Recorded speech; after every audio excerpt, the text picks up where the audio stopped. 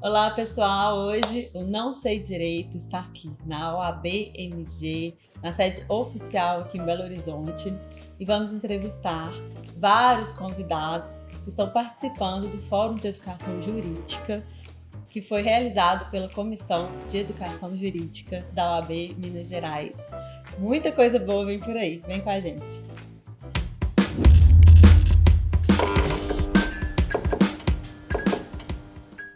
Pessoal, continuamos por aqui no evento, hoje agora com a professora Alessandra Mara, que acabou de sair do nosso debate, falando de educação jurídica, do ensino à distância, do ensino híbrido. Professora, fala um pouquinho para a gente, né, da sua carreira, do que você atua hoje no Grupo Ânima e também desses desafios que vem surgindo do ensino híbrido, do EAD, da educação à distância. Tá ótimo. Primeiro, queria agradecer estar aqui com vocês.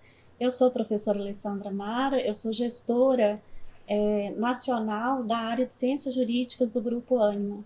Nós temos hoje aí 18 instituições de ensino superior de direito, e aí vimos aí, né, promovendo debates e discussões profundas sobre educação jurídica. E, na verdade, o que a gente teve a oportunidade de falar um pouquinho foi que essa discussão não é nova. Essa discussão sobre o ensino, e aí a gente foca aqui no ensino jurídico, né?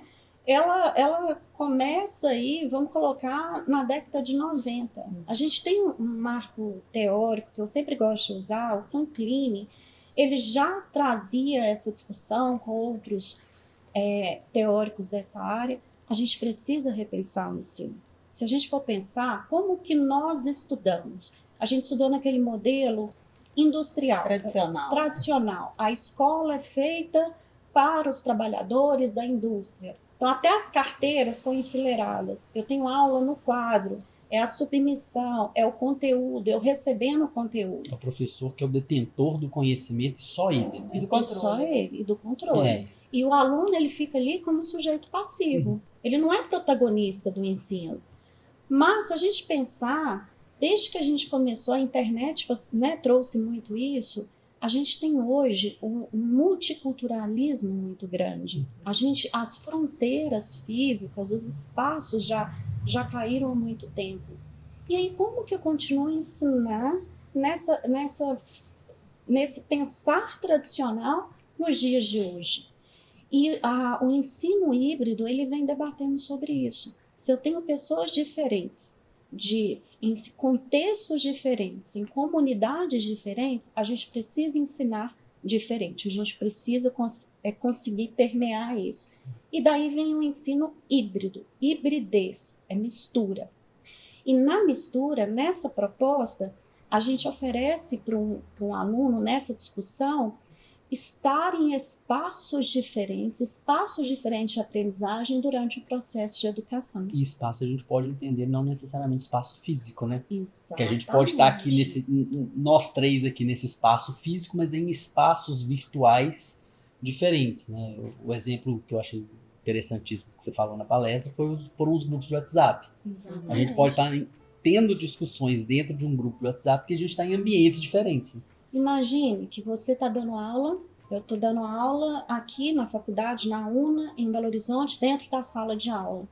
E eu peço meus alunos para pegar o celular e para abrir o aplicativo, o Estratégia que a gente tem usado. Ele está usando ali o ambiente digital no dia que ele tem uma aula presencial. Ao contrário, às vezes eu estou numa aula digital, eu posso usar uma ferramenta digital, mas eu posso pedir também para eles fazerem uma atividade presencial, por exemplo, uma entrevista presencial, e traz para a gente. Então, esses ambientes diferentes se comunicam. Pode ser o físico, o digital. Também, quando a gente fala de ensino híbrido, e aí é muito importante, Pedro, porque a gente não se limita a discutir o ensino online e presencial quando a gente fala em híbrido. Isso é muito importante que você trouxe. A gente está falando de espaços físicos diferentes, a gente está falando de tecnologias diferentes, mas a gente também está olhando outras metodologias de ensino que saem da sala de aula. Então, agora, por exemplo, nós temos os nossos alunos da Uniriter e da FADERGS que estão em Porto Alegre. A gente sabe de todo esse caos que está passando. e eles vão ter duas possibilidades de fazer o estágio. Então, eles ficaram um tempo sem aula e a gente está retomando agora as atividades. Só que eu tenho um aluno desafiador. E aí você pensa, Letícia, eu tenho um aluno que não vai ter agora nenhum acesso à tecnologia. Ele Não tem perdeu o casa, computador, não tem internet, não tem casa, celular, está sem internet. Tá sem básico. Por outro lado, eu tenho outros que têm disponibilidade só para ir no campus. Ele não tem, né? E eu tenho outros que não conseguem ir para o campus. Eles precisam, eles conseguiram de alguma forma a tecnologia, eles podem ter aula digital. Então, o que a gente propôs para eles como atividade de reposição do estágio? Porque agora eles vão ter que fazer estágio esse período que eles ficaram fora. Eles vão ter as duas opções. Eles vão poder ir no campus, fazer mutirão de atendimento com a comunidade local para a questão jurídica, toda a questão jurídica que está surgindo. É a necessidade gigante. Gigante, a gente pensa em todas as áreas. E nós temos também essa possibilidade desse apoio no ambiente digital orientado por professor. Então, veja, nesse caos, o ensino híbrido permite isso. Então, o aluno ele vai preencher um formulário, vai indicar qual ambiente ele quer prestar o serviço e vai desenvolver a atividade de estágio. E aí o estágio precisa ser aquele que eu estou presencial com o cliente na minha frente? Não, a gente tem diversas formas de atuação. Aí hoje o direito mudou bastante, né? A nossa atuação enquanto advogados.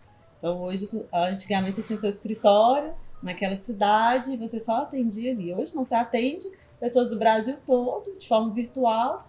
O próprio processo é eletrônico, então é um facilitador. A questão de barreira física, ela caiu, descaiu, ela desmanchou. E assim, uma não existe mais. Que sempre me incomoda no sentido de fazer pensar. E eu queria aproveitar a oportunidade de saber a sua opinião sobre isso, que é o seguinte: o direito é essencialmente uma ciência social, né? A gente, por mais que a gente consiga fazer o atendimento à distância, algo assim, a gente tem sempre a necessidade do outro. Como que você vê essa comunicação entre pessoas no ambiente digital? Como que a gente pode... O papel social? O social mesmo, porque o direito lida com o outro. Então a gente tem ali uma relação conflituosa, então um conflito entre dois seres humanos físicos. Como que você vê a utilização da tecnologia para aproximar? Porque num primeiro momento eu confesso que eu pensava que a tecnologia afastaria as pessoas. Hoje eu já tenho uma visão um pouco mais diferente, que eu vejo uma forma de aproximar as pessoas. A gente, igual você falou a questão lá do Rio Grande do Sul agora com as enchentes.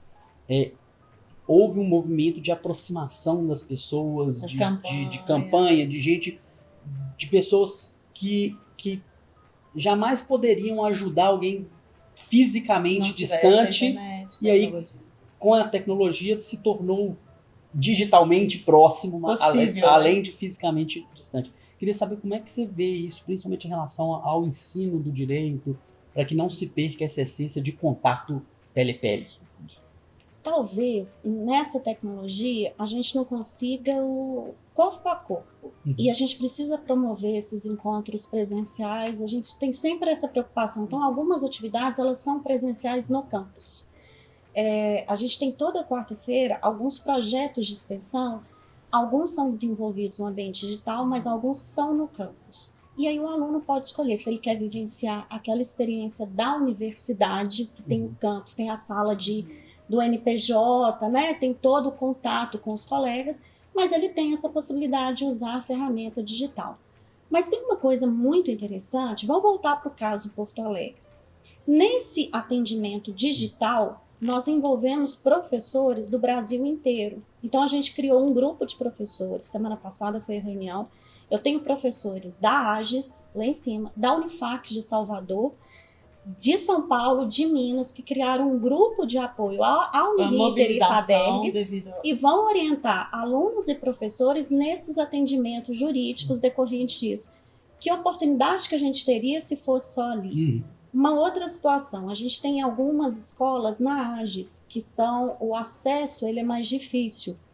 E aí eu tenho a possibilidade, eu tenho professores que têm algumas especializações que eles têm a possibilidade de dar aula para as escolas da AGES, os alunos têm possibilidade de ter, da mesma forma que eu tenho talentos na AGES, que dão aula para as escolas de outros lugares. Então, essa conexão, ela acontece de outras formas. Eu aproximo realidades diferentes. Eu consigo ampliar a minha visão e eu consigo formar uma maior qualidade no ensino. É o que a gente chama da beleza do ecossistema, né? E da comunidade de aprendizagem. É muito interessante. Eu acho que assim, o virtual como um todo, nós ainda estamos engatinhando, né, gente? Porque é muita coisa ainda para a gente aprender, para desenvolver. E acho que as habilidades elas vão sendo desenvolvidas no decorrer que a gente vai caminhando. E eu acho que a educação ela vem caminhando. E a gente já está num ponto de desenvolvimento dessas outras partes, né? Que são sociais, e a de questão integração. é não lutar contra o que está posto, né? Igual você falou, a gente está há 30 anos, a internet é uma realidade, o ensino à distância, o ensino híbrido, ele é uma realidade. A gente tem que aceitar e adaptar isso para cada pessoa. E a gente ficar atento, porque se nós não mudarmos, a gente não consegue conectar a geração que está chegando. Então, os nossos alunos chegam no ensino superior muito diferente da época que a gente formou. E se a gente não se adaptar, qual é a nossa responsabilidade na formação de qualidade desse aluno? Então, nós precisamos discutir e reinventar o tempo todo. Como o professor Roberto diz, negar a discussão não dá mais. Vamos discutir. Agora, sempre tendo essa preocupação com a qualidade, com a regulação, com a fiscalização, para que a gente tenha esse compromisso. Eu acho que o ponto-chave é a qualidade. É a qualidade. E a gente tem muito essa preocupação. E essas discussões, elas são extremamente relevantes. Sim. Nós agradecemos a oportunidade de aprender um pouquinho com você a respeito da educação à distância. Acho que, como eu falei, temos muito ainda a aprender, porque é tudo muito novo. A pandemia que deu esse boom, né? Mas, na verdade, é tudo muito novo para a gente. E a gente vai cada dia mais buscando, aprendendo. Acho que hoje aqui no seminário é uma grande oportunidade para discutirmos a respeito da educação à distância, das tecnologias, como utilizá-las a nosso favor enquanto professores, para poder cativar esse aluno e que ele possa aprender com qualidade. Pensando no direito, né? Pensando o conhecimento sobre o direito. Muito obrigado. Prazer enorme estar aqui. Contem conosco, vamos continuar as discussões. Obrigada, viu? Gente, adoramos esse formato. Com muitos palestrantes conversando a respeito de temas importantíssimos que engrandeceram o nosso Não Sei Direito, nosso podcast jurídico. E daqui para frente faremos várias vezes esse novo formato, não só em estúdio, claro, continuamos, mas também vamos a alguns eventos para poder trazer para vocês vários participantes com temas muito interessantes. Segue lá, Não Sei Direito.